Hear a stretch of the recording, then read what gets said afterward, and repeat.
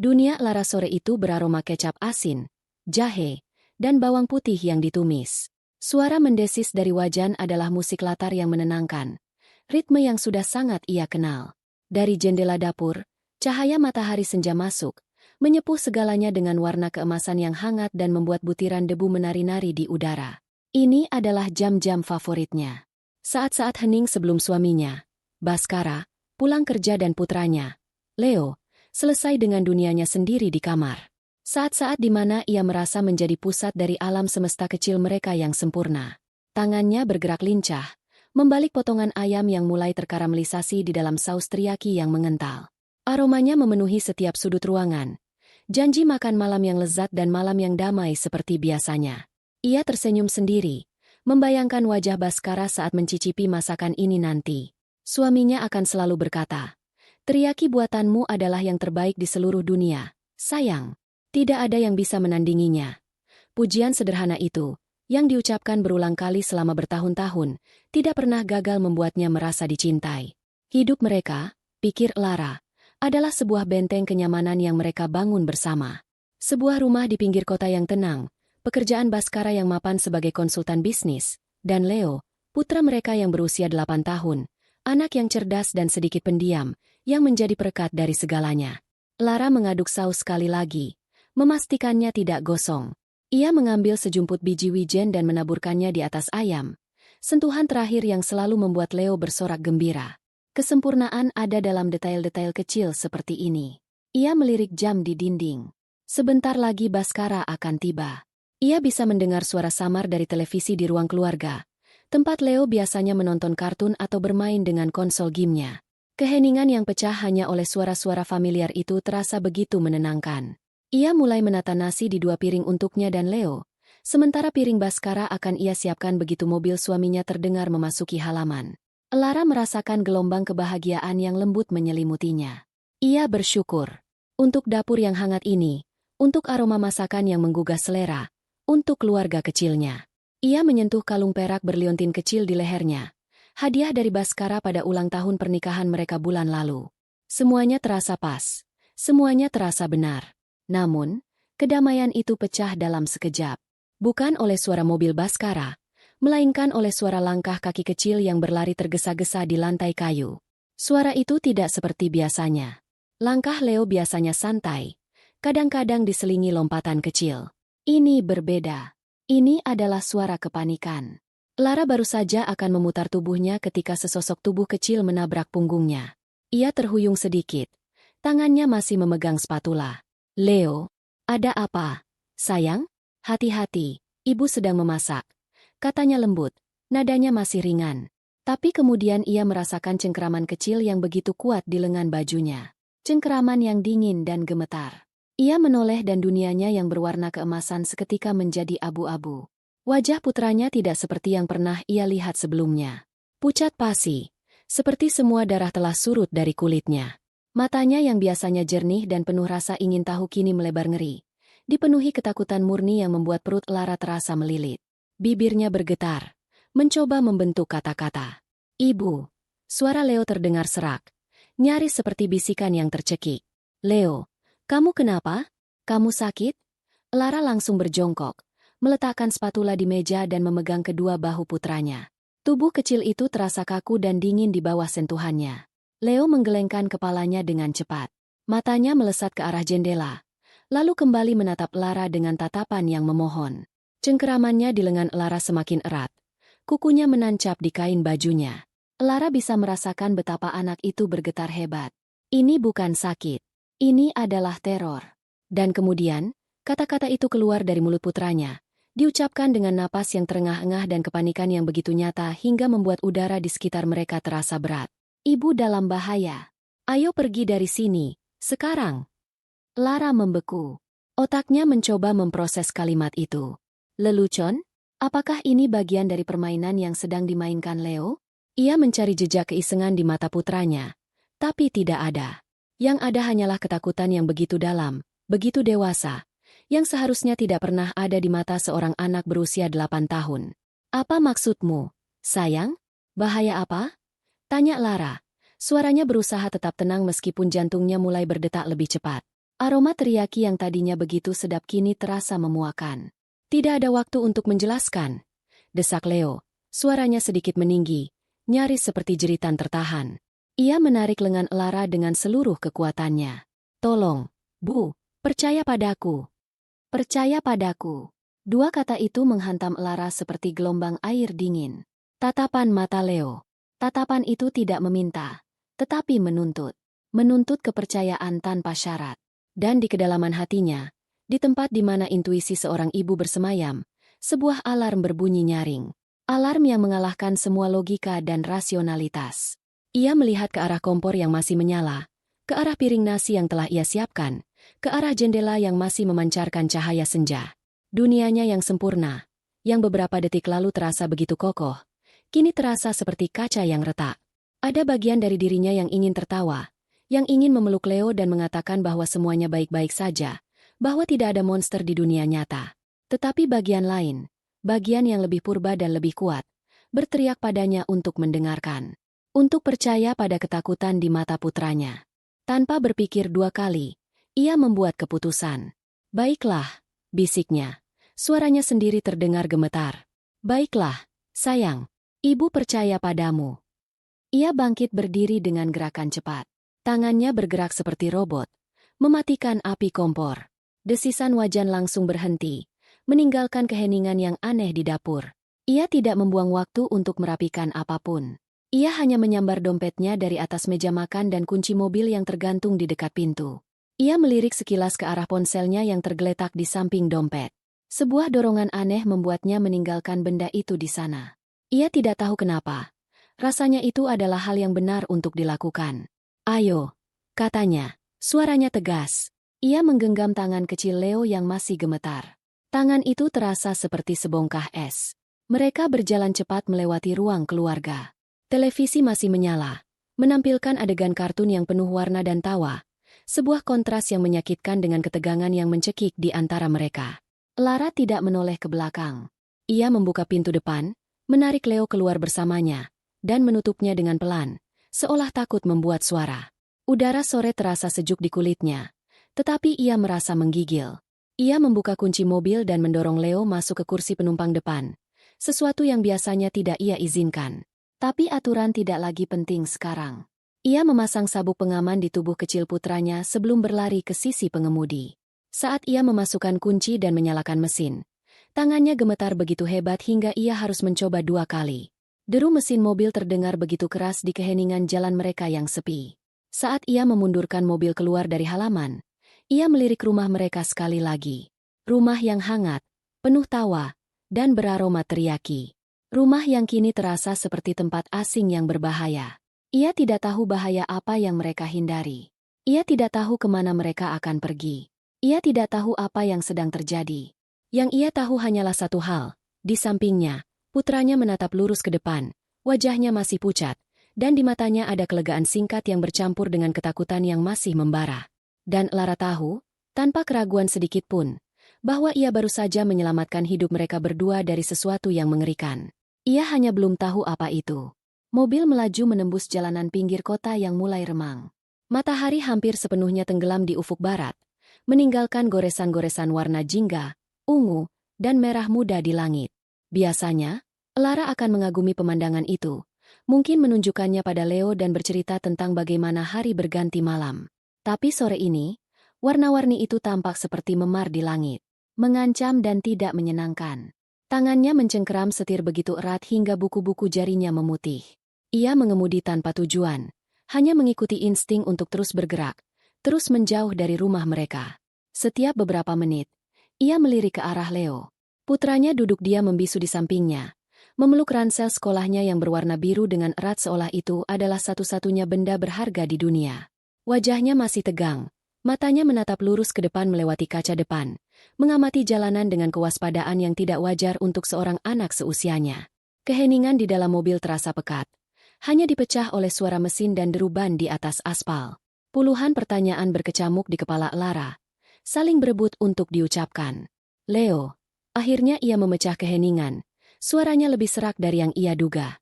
Bisakah kamu memberitahu ibu apa yang terjadi? Kita sudah pergi dari rumah. Kita sudah aman, kan? Leo menoleh padanya, dan di matanya, Lara melihat ketakutan itu masih ada, tidak berkurang sedikit pun. Anak itu menggelengkan kepalanya perlahan.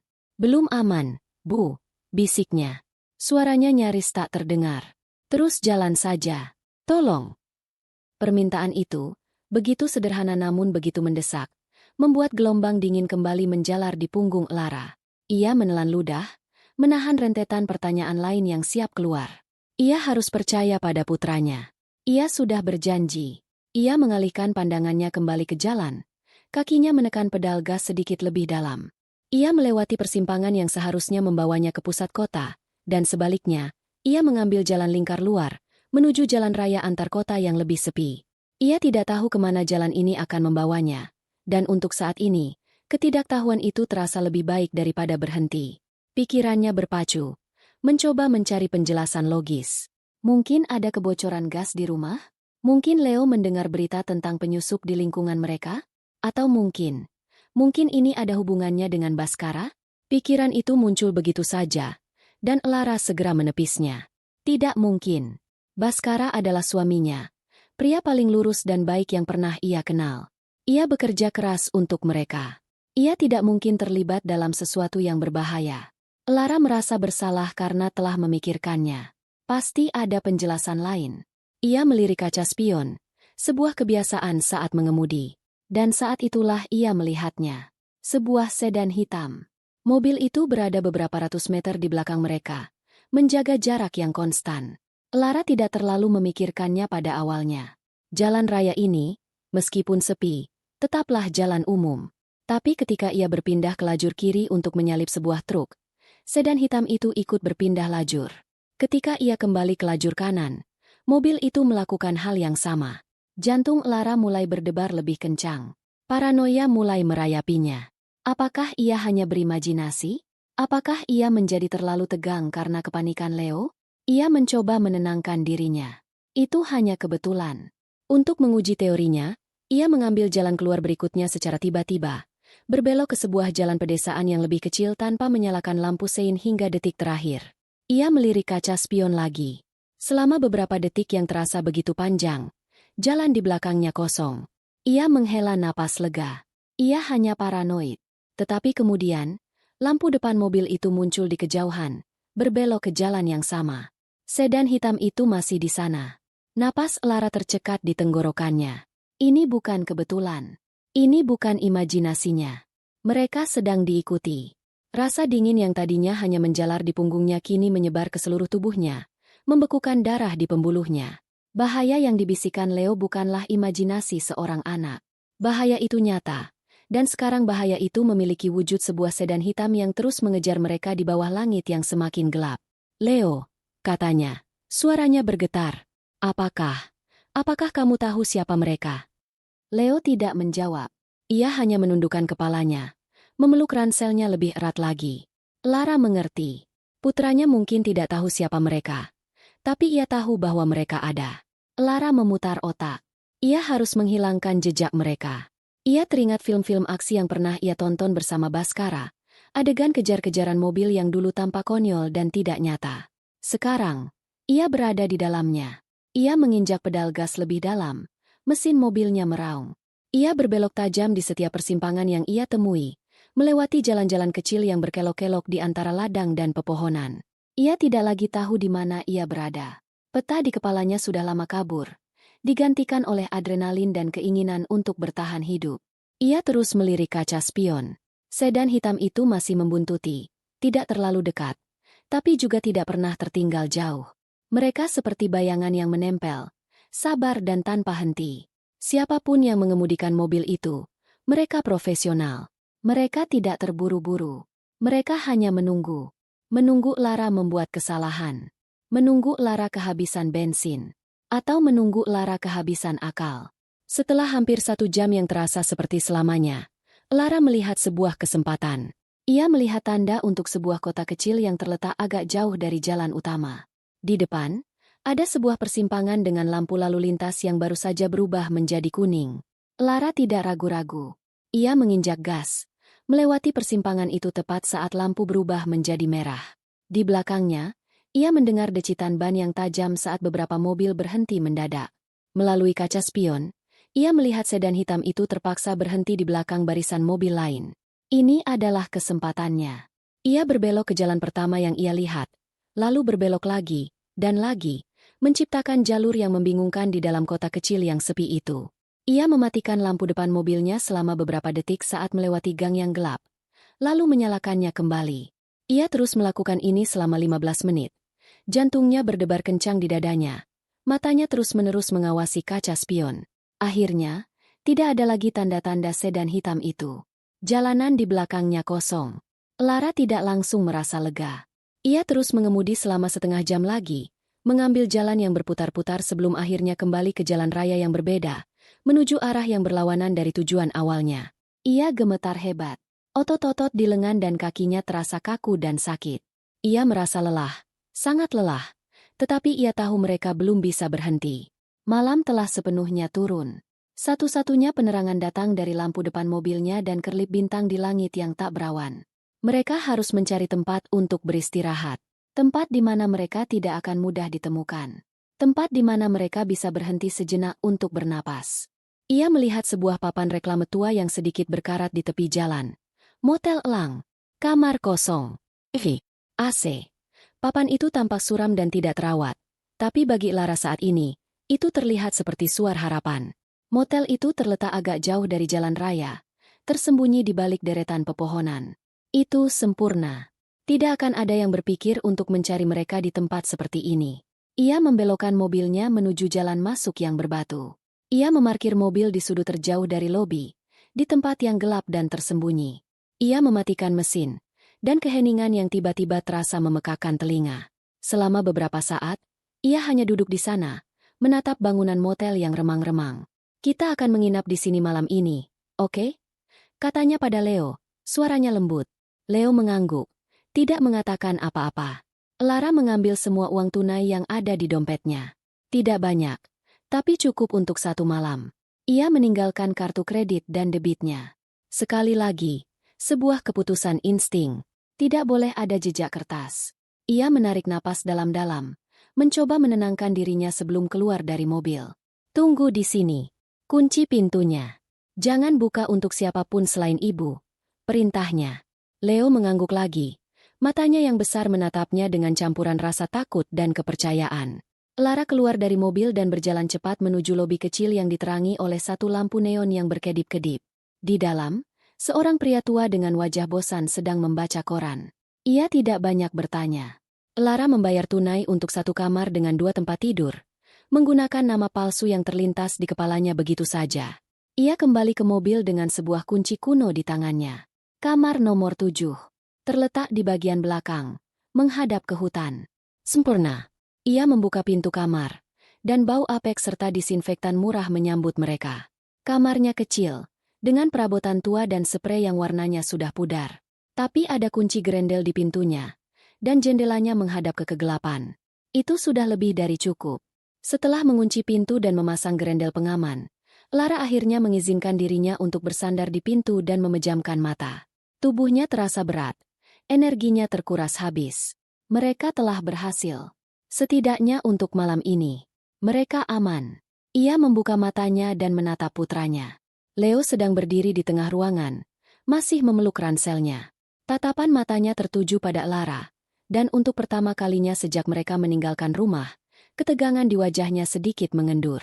Sekarang, kata Lara, suaranya tenang dan mantap, meskipun di dalam dirinya masih bergejolak.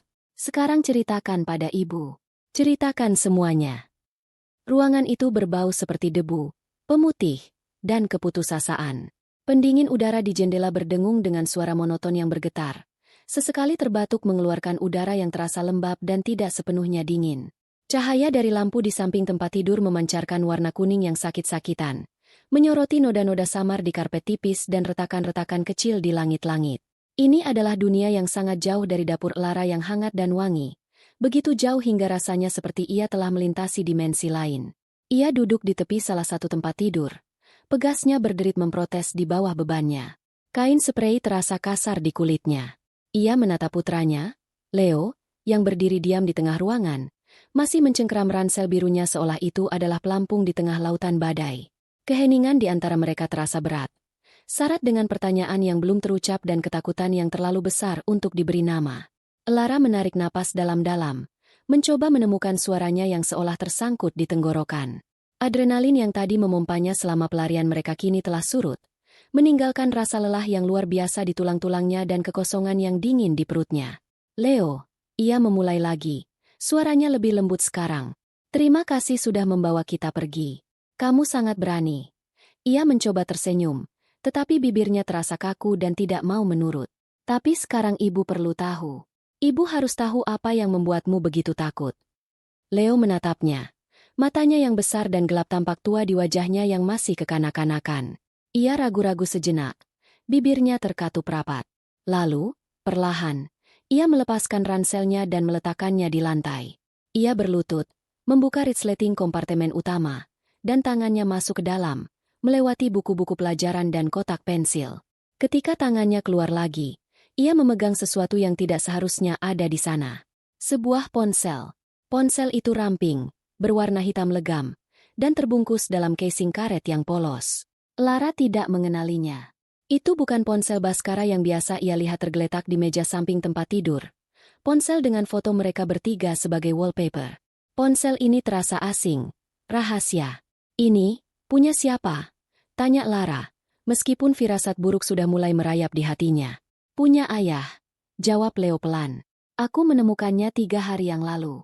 Tersembunyi di dalam kotak sepatu tua di bagian paling belakang lemari. Lara merasakan jantungnya berdebar sedikit lebih cepat. Baskara memiliki ponsel kedua? Kenapa? Untuk apa ia menyembunyikannya? Leo berjalan mendekat dan menyerahkan ponsel itu padanya. Benda itu terasa dingin dan berat di tangan Lara yang gemetar. Ayah tidak pernah menguncinya, kata Leo. Aku tidak sengaja membukanya. Aku hanya penasaran. Suaranya menghilang, seolah malu dengan rasa penasarannya yang kini telah membuka kotak Pandora. Lara menekan tombol samping, dan layarnya menyala. Tidak ada foto keluarga. Tidak ada aplikasi permainan atau media sosial. Layarnya bersih, hanya menampilkan beberapa ikon dasar. Panggilan, pesan, galeri, dan kontak. Jarinya, yang terasa seperti milik orang lain, menyentuh ikon galeri. Gambar pertama yang muncul membuat napasnya tercekat. Itu adalah foto Baskara, suaminya, yang sedang tersenyum. Tetapi senyumnya terlihat dipaksakan. Ia sedang berdiri merangkul 2 orang pria yang tidak Lara kenal. Kedua pria itu bertubuh besar, dengan wajah keras dan tatapan mata yang dingin. Salah satunya memiliki tato ular yang melingkar di lehernya, menjalar hingga ke bawah telinga. Mereka tidak tersenyum. Mereka berada di sebuah tempat yang tampak seperti gudang, dengan dinding beton dan tumpukan peti-peti kayu di latar belakang. Lara menggeser jarinya. Foto berikutnya adalah peti-peti kayu itu yang terbuka. Isinya tidak terlihat jelas. Hanya bungkusan-bungkusan persegi panjang yang dibungkus rapat dengan plastik hitam. Lara tidak tahu apa itu. Tapi ia tahu itu bukanlah sesuatu yang legal. Ia terus menggeser. Ada lebih banyak foto pria-pria berwajah seram. Beberapa di antaranya memegang senjata. Ada foto sebuah mobil mewah yang Lara tidak pernah lihat. Dan ada foto Baskara yang sedang berjabat tangan dengan seorang pria tua berjas mahal yang wajahnya penuh bekas luka. Rasa mual naik ke tenggorokannya. Ini bukan dunia Baskara. Suaminya adalah seorang konsultan bisnis. Ia berurusan dengan angka, grafik, dan presentasi. Ia tidak berurusan dengan pria bertato ular di gudang-gudang suram. Siapa orang-orang ini? Bisiknya. Lebih pada dirinya sendiri daripada pada Leo. Aku tidak tahu, Bu, jawab Leo. Suaranya gemetar. Tapi mereka jahat. Lihat pesannya. Dengan jari yang terasa kaku, Lara kembali ke layar utama dan membuka aplikasi pesan. Hanya ada beberapa utas percakapan, sebagian besar hanya dengan nama panggilan. Bos, kurir 1, gudang. Ia membuka utas percakapan dengan, Bos. Pesan-pesan paling atas tampak biasa saja, membahas, pengiriman, dan, jadwal. Barang sudah mendarat. Tunggu instruksi. Transfer sebagian seperti biasa. Jangan sampai telat. Lara terus menggulir ke bawah, membaca pesan-pesan yang semakin baru. Nadanya mulai berubah. Baskara, pembayaranmu terlambat 2 hari. Bos tidak suka menunggu. Jangan coba-coba menghindar. Kami tahu jadwalmu. Panggilan kami tidak kau jawab. Ini peringatan pertama. Jantung Lara berdebar semakin kencang. Setiap pesan baru terasa seperti pukulan di perutnya. Ia terus menggulir, melewati puluhan panggilan tak terjawab dari nomor yang sama. Dan kemudian, pesan-pesan itu menjadi lebih pribadi, lebih mengancam. Kami lihat istrimu di supermarket kemarin. Dia suka sekali alpukat. Ya? Gaun birunya bagus. Lara merasa seolah udara tersedot keluar dari paru-parunya. Ia ingat sekali. Kemarin ia memang memakai gaun biru saat pergi belanja.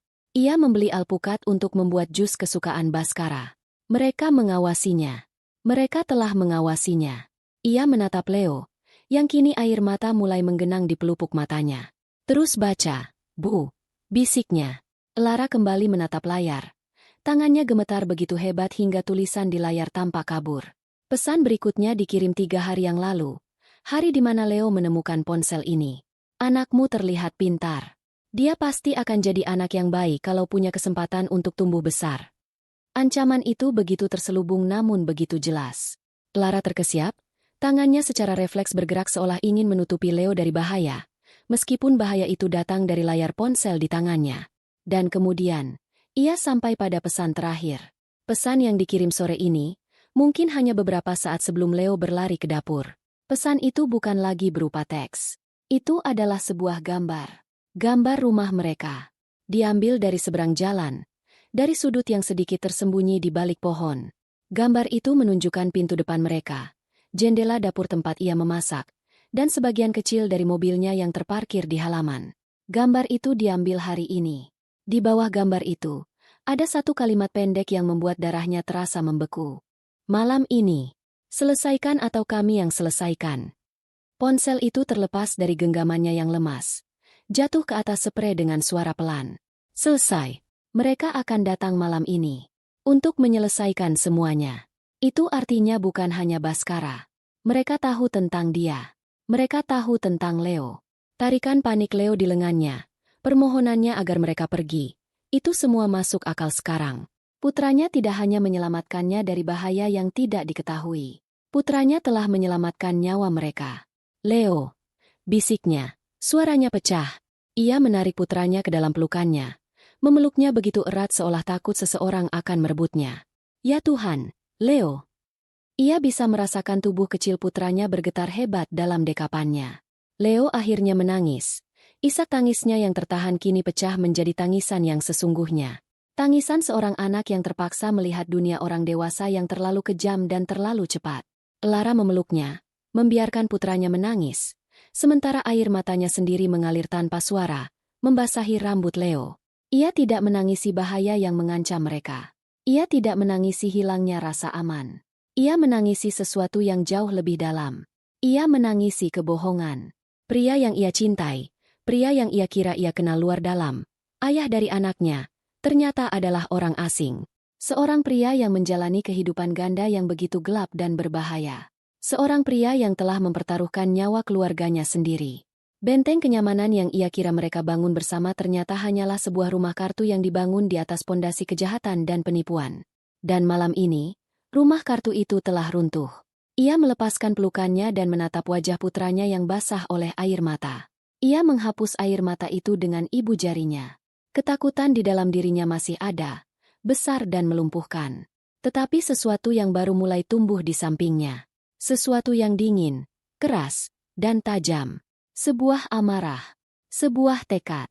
Ia bukan lagi hanya Lara, seorang istri. Ia adalah seorang ibu.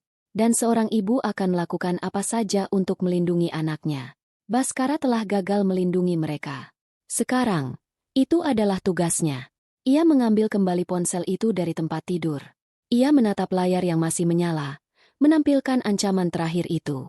Mereka mungkin akan datang ke rumahnya malam ini, tetapi mereka tidak akan menemukan apa-apa.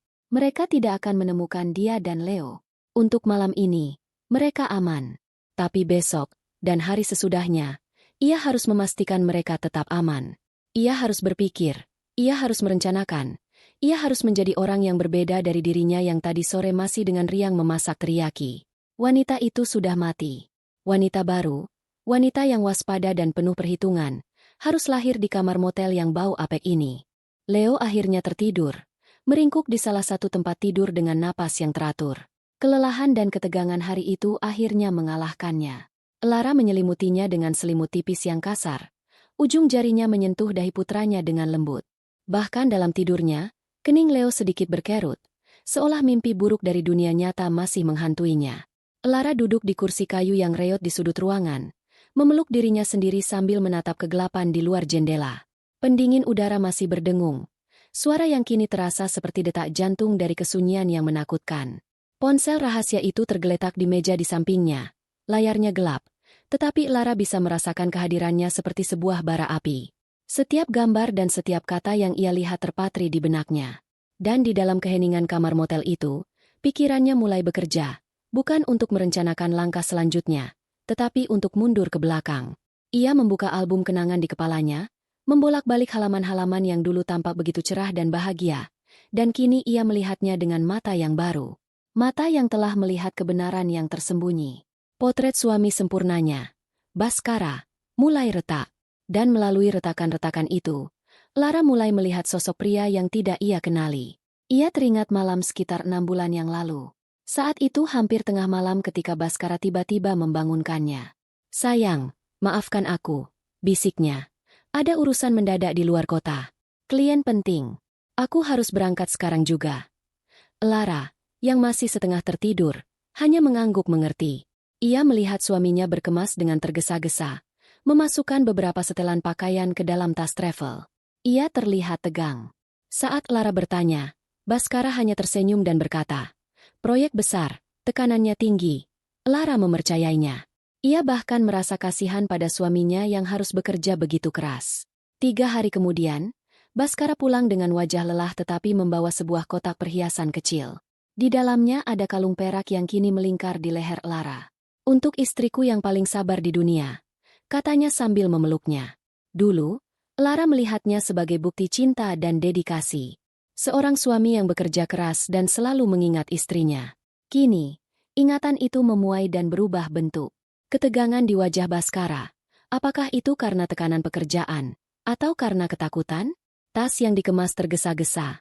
Apakah isinya hanya pakaian? Dan kalung itu, apakah itu hadiah cinta, atau hadiah untuk menutupi rasa bersalah? Ia membayangkan Bhaskara tidak sedang berada di ruang rapat sebuah hotel mewah, melainkan di gudang berdebu seperti yang ada di foto, menyerahkan barang kepada pria bertato ular. Rasa dingin menjalari kulitnya. Lalu ada panggilan-panggilan telepon yang aneh. Seringkali terjadi di malam hari. Ponsel Bhaskara yang biasa akan berdering, dan ia akan melihat nama di layar lalu segera bangkit dan berjalan ke balkon atau ke halaman belakang untuk menjawabnya. Jika Lara bertanya siapa, jawabannya selalu sama. Rekan bisnis dari luar negeri, zona waktunya berbeda. Lara tidak pernah curiga. Ia menghargai privasi pekerjaan suaminya. Ia ingat suatu malam, ia tidak sengaja mendengar sepenggal percakapan saat ia berjalan ke dapur untuk minum. Suara Bhaskara terdengar rendah dan mendesak. "Sudah saya bilang, barangnya aman. Jangan hubungi saya di nomor ini lagi." Ketika Bhaskara melihatnya, ia langsung menutup telepon dengan wajah sedikit pucat. "Masalah logistik yang rumit," katanya sambil tersenyum kaku. "Tidak perlu kau pusingkan." Dulu, Lara melihatnya sebagai tanda profesionalisme. Ia mengira suaminya melindunginya dari kerumitan dunia bisnis. Sekarang, ia tahu Bhaskara sedang melindunginya dari dunia kriminal. Suara di seberang telepon itu pastilah salah satu dari mereka. Bos, atau anak buahnya. Dan kalimat, "Jangan hubungi saya di nomor ini lagi," kini memiliki arti yang mengerikan. Itu berarti ada nomor lain. Nomor di ponsel rahasia yang kini berada di atas meja di sampingnya. Kebohongan suaminya begitu berlapis-lapis. Begitu terstruktur. Retakan di potret itu semakin besar. Lara teringat liburan mewah mereka ke Bali tahun lalu.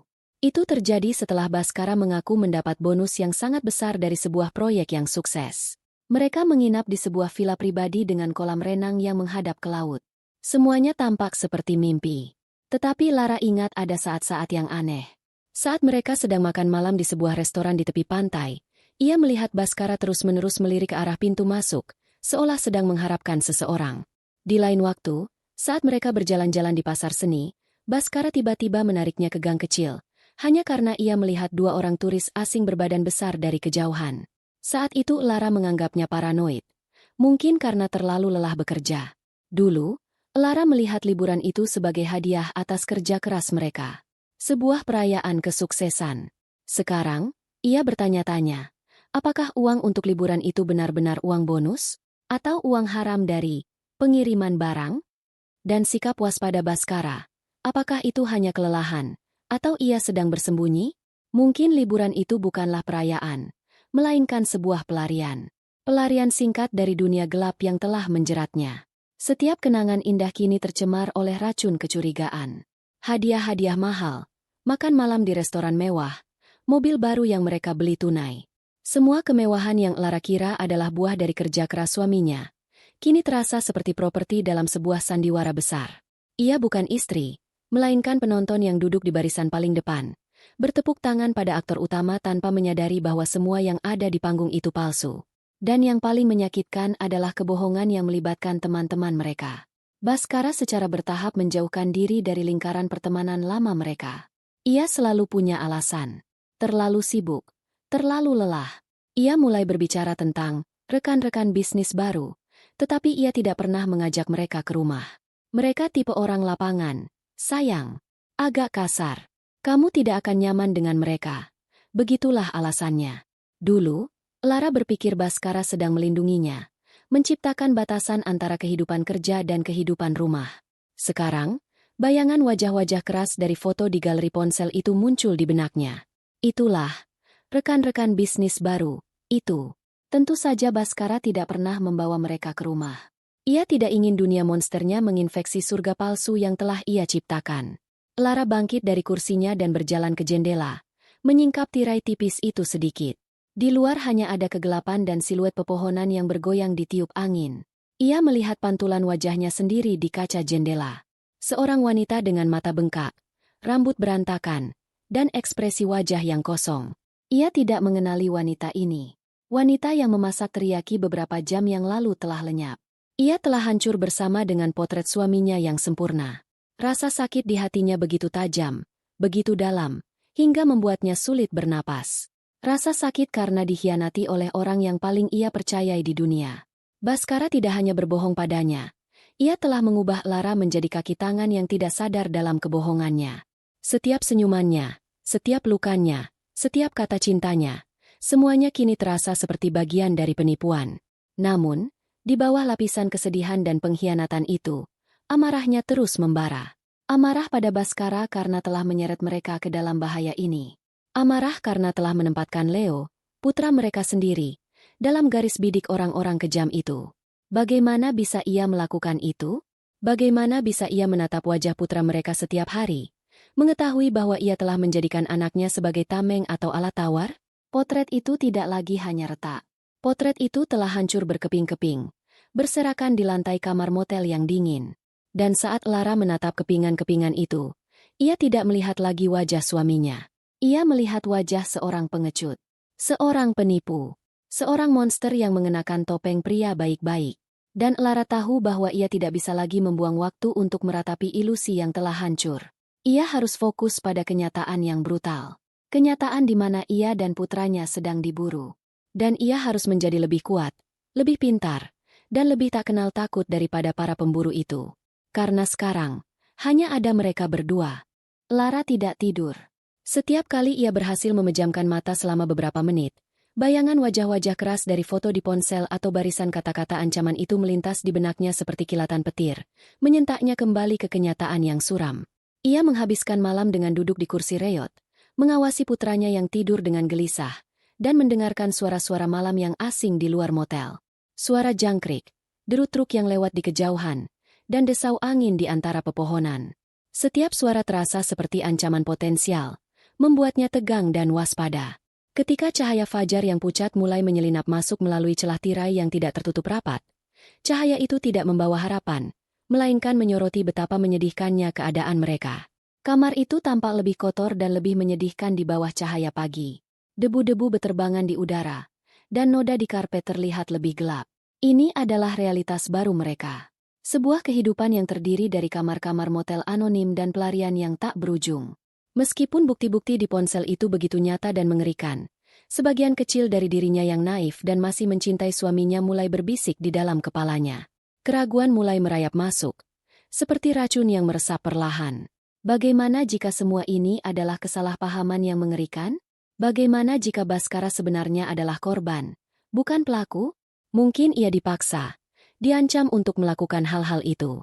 Mungkin ia menyembunyikan semua ini karena ia berusaha melindungi mereka, bukan membahayakan mereka. Pikiran-pikiran itu menyiksanya. Ia sangat ingin mempercayai versi suaminya yang telah ia kenal selama 10 tahun, bukan monster yang digambarkan oleh ponsel rahasia itu. Ia butuh kepastian. Ia butuh bukti yang tak terbantahkan bahwa keputusannya untuk melarikan diri adalah benar. Ia tidak bisa terus-menerus menyeret putranya dalam pelarian ini hanya berdasarkan ketakutan dan firasat. Ia harus tahu, sekali dan untuk selamanya, apakah bahaya itu benar-benar menunggu mereka di rumah. Ada satu cara untuk mengetahuinya. Sebuah cara yang berisiko, tetapi harus ia lakukan demi kewarasannya. Ia akan menelepon Sarah, sahabat baiknya sejak kuliah, satu-satunya orang yang tinggal cukup dekat dengan rumah mereka. Ia tidak akan menceritakan yang sebenarnya. Tentu saja, itu akan membahayakan Sarah. Ia akan membuat sebuah alasan yang masuk akal dan tidak akan menimbulkan kecurigaan. Tekadnya sudah bulat. Ia menunggu hingga jam menunjukkan pukul 7 pagi. Waktu yang cukup pantas untuk menelepon seseorang tanpa dianggap terlalu pagi. Leo masih tertidur pulas. Wajahnya terlihat damai untuk pertama kalinya sejak kemarin sore. Lara berjingkat keluar dari kamar, menutup pintu dengan sangat pelan, dan berjalan menuju lobi yang remang-remang. Ia tidak mau mengambil risiko menggunakan ponsel rahasia itu. Ia akan menggunakan telepon umum yang ia lihat di dekat mesin penjual minuman otomatis. Ia menemukan telepon umum itu di sudut lobi. Gagangnya terasa lengket dan dingin di tangannya. Ia memasukkan beberapa koin, suaranya bergemerincing di dalam kotak besi, lalu menekan nomor Sarah yang sudah ia hafal di luar kepala. Telepon berdering beberapa kali. Setiap dering terdengar begitu keras di telinga Lara, membuat jantungnya berdebar-debar. "Halo?" Suara Sarah terdengar serak. Jelas masih mengantuk. "Sarah? Ini aku, Lara. Maaf mengganggumu pagi-pagi begini," kata Lara, berusaha sekuat tenaga agar suaranya terdengar normal dan ceria. Ia merasa seperti seorang aktris yang memainkan peran paling sulit dalam hidupnya. "Lara? Ya ampun. Ada apa? Kamu baik-baik saja?" Ada nada khawatir dalam suara Sarah. Iya, aku baik-baik saja. Maaf sekali lagi. Begini. Aku dan Leo sedang dalam perjalanan ke rumah ibuku. Kami berangkat subuh tadi. Ada urusan keluarga mendadak. Lara berbohong. Setiap kata terasa seperti duri di lidahnya. Dan di tengah jalan, aku baru teringat sesuatu yang bodoh. Sepertinya aku lupa mematikan kompor setelah membuat sarapan. Aku tidak yakin 100%, tapi pikiranku jadi tidak tenang. Ia berhenti sejenak, membiarkan kebohongan itu meresap. Itu adalah alasan yang sempurna. Cukup sepele untuk tidak menimbulkan kepanikan, tetapi cukup mendesak untuk meminta bantuan. "Astaga, Lara, kamu yakin?" seru Sarah, kini terdengar sepenuhnya sadar. "Tidak sepenuhnya, tapi cukup untuk membuatku cemas. Begini, bisakah aku minta tolong? Bisakah kamu mampir ke rumahku sebentar? Kamu tidak perlu masuk. Cukup lihat dari jendela dapur saja. Apakah ada api atau asap? Aku akan sangat berterima kasih," kata Lara. Suaranya dibuat sepelan mungkin. "Tentu saja. Aku akan segera ke sana sekarang. Jangan khawatir, ya? Nanti aku kabari lagi," jawab Sarah tanpa ragu. "Terima kasih banyak, Sarah. Kamu penyelamatku. Aku tunggu kabarmu." Lara menutup telepon. Tangannya basah oleh keringat. Ia bersandar di dinding. Napasnya terengah-engah seolah baru saja berlari maraton. Sekarang bagian yang paling sulit. Menunggu. Ia kembali ke kamar, di mana Leo sudah mulai menggeliat dalam tidurnya. Lara duduk di kursi. Matanya terpaku pada ponsel motel yang ada di atas meja. Ia tidak berani menyentuhnya. Ia hanya menatapnya, menunggu benda itu berdering. Setiap detik terasa seperti 1 jam. Pikirannya menjadi liar. Ia membayangkan Sarah tiba di rumahnya dan menemukan semuanya normal. Kompornya mati. Tidak ada mobil hitam. Tidak ada siapa-siapa. Sarah akan meneleponnya kembali sambil tertawa. Dan Lara akan merasa seperti orang bodoh. Rasa lega dan malu akan bercampur aduk. Lalu apa yang akan ia lakukan? Kembali ke rumah? Menghadapi Baskara dan menuntut penjelasan? Di sisi lain, ia membayangkan skenario yang lebih buruk. Sarah tiba di sana, dan orang-orang dari mobil hitam itu melihatnya. Mereka menyakitinya. Rasa bersalah yang tajam menusuk Lara. Ia seharusnya tidak melibatkan sahabatnya dalam masalah ini. 5 menit berlalu. Lalu 10. Lalu 15. Penantian itu adalah sebuah siksaan. Ia mulai mondar-mandir di dalam ruangan sempit itu. Langkahnya tidak bersuara di atas karpet tipis. Ia mengintip dari balik tirai, melihat tempat parkir yang mulai terisi oleh mobil-mobil lain. Dunia di luar sana berjalan normal, sementara dunianya sendiri telah terlempar dari porosnya. Akhirnya, setelah 20 menit yang terasa seperti seumur hidup, telepon di atas meja itu berdering. Suaranya yang melengking membuat Lara terlonjak kaget. Ia menatap benda itu selama beberapa detik, takut untuk mengangkatnya. Ini adalah momen kebenaran. Ia menarik napas dalam-dalam, berjalan ke arah meja, dan mengangkat gagang telepon. "Halo," bisiknya. "Lara?" Suara di seberang bukanlah suara Sarah yang ceria seperti biasanya. Itu adalah bisikan yang tegang dan penuh ketakutan. "Sarah?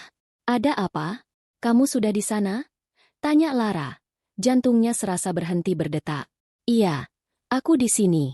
Aku parkir agak jauh di ujung jalan," bisik Sarah. "Lara, kompor di dapurmu mati. Aku bisa melihatnya dari jendela samping." Sepersekian detik, Lara merasakan gelombang kelegaan. Ia salah. Semuanya baik-baik saja. Tetapi kemudian Sarah melanjutkan. Suaranya semakin pelan dan mendesak. "Tapi bukan itu masalahnya. Lara, ada mobil sedan hitam yang diparkir di seberang jalan, tepat di depan rumahmu. Mobil itu sudah ada di sini sejak aku datang." Darah Lara terasa mendingin. Mobil hitam. Iya. Dan ada 2 orang pria di dalamnya. Aku tidak bisa melihat wajah mereka dengan jelas karena kacanya gelap. Tapi mereka hanya duduk di sana, mengawasi rumahmu. Mereka tidak terlihat seperti orang baik, Lara. "Mereka bukan polisi," kata Sarah, ketakutan dalam suaranya begitu nyata. "Saat aku lewat tadi, salah satu dari mereka menoleh dan menatap lurus ke arah mobilku. Tatapannya, ya Tuhan, Lara, aku merinding. Apa yang sebenarnya terjadi?" Lara tidak bisa menjawab. Ia hanya bisa mendengarkan. Keraguan terakhir di dalam dirinya hancur berkeping-keping, digantikan oleh kepastian yang dingin dan mengerikan. Mereka ada di sana. Mereka nyata. Mereka sedang menunggu. Menunggu mangsanya pulang ke sarang. Jika ia dan Leo tidak pergi, mereka akan berada di dalam rumah itu sekarang, tidak menyadari predator yang mengintai di luar. "Lara, kamu masih di sana?" bisik Sarah, suaranya cemas. "Iya, aku di sini," jawab Lara. Suaranya datar dan kosong. "Sarah, dengarkan aku baik-baik. Segera pergi dari sana. Jangan menoleh ke belakang. Pulang ke rumahmu, kunci pintumu, dan jangan katakan pada siapapun bahwa kamu meneleponku atau pergi ke rumahku. Mengerti?" "Tapi, Lara, lakukan saja. Sarah, tolong. Ini sangat penting. Aku akan menjelaskan semuanya nanti. Aku janji. Sekarang pergilah," desak Lara. Nada suaranya berubah menjadi tajam. Terdengar jeda sejenak. Lalu Sarah menjawab dengan suara gemetar. "Baiklah, baiklah. Aku pergi sekarang. Hati-hati, Lara." Telepon ditutup. Lara meletakkan gagang telepon kembali ke tempatnya dengan gerakan yang sangat pelan. Ia berdiri membeku di tengah ruangan. Tatapannya kosong. Tidak ada lagi air mata. Tidak ada lagi kebingungan. Yang tersisa hanyalah kejelasan yang menakutkan. Keraguan telah sirna, digantikan oleh realitas yang brutal. Mereka sedang diburu. Suaminya telah menjual mereka kepada serigala, dan sekarang serigala-serigala itu sedang menunggu di depan pintu. Tidak ada jalan untuk kembali. Tidak ada tempat untuk bersembunyi. Satu-satunya pilihan adalah terus berlari. Kejelasan yang datang dari panggilan telepon Sarah terasa seperti sengatan air es. Itu menyakitkan, tetapi juga membangunkan Lara dari kabut kebingungan dan kesedihannya. Panik yang tadinya membekukan kini berubah menjadi energi yang terfokus. Tidak ada lagi waktu untuk meratapi kehidupan yang hilang atau suami yang ternyata adalah orang asing. Yang ada hanyalah saat ini dan masa depan yang harus ia rebut kembali demi putranya. Ia menatap Leo yang baru saja terbangun dan sedang mengucek matanya, terlihat bingung dengan lingkungan sekitar yang asing. Wajah Lara melembut. Ia berjalan mendekat dan duduk di tepi tempat tidur, membelai rambut putranya.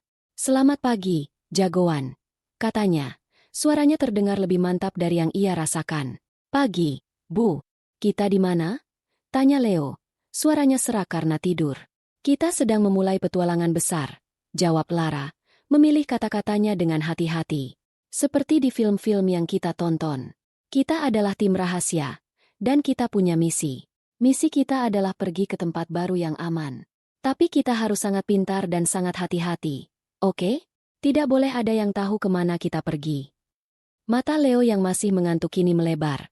Ada secercah pemahaman di sana. Ia tidak bertanya tentang ayahnya. Ia tidak bertanya tentang rumah. Ia hanya mengangguk pelan. "Oke, Bu. Kita satu tim." Kata-kata sederhana itu memberikan kekuatan baru bagi Lara.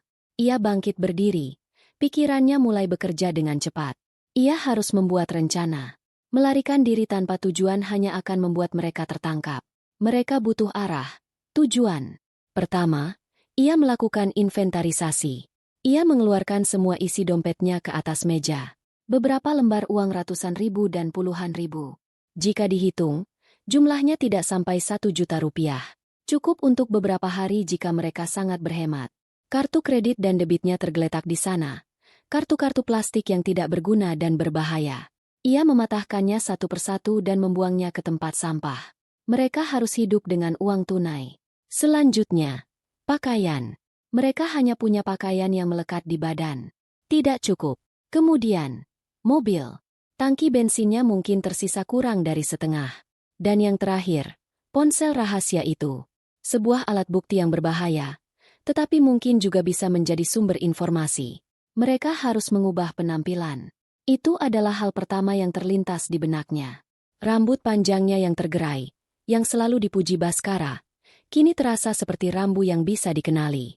Pakaiannya yang biasa, blus dan celana kain, adalah seragam seorang ibu rumah tangga dari pinggir kota.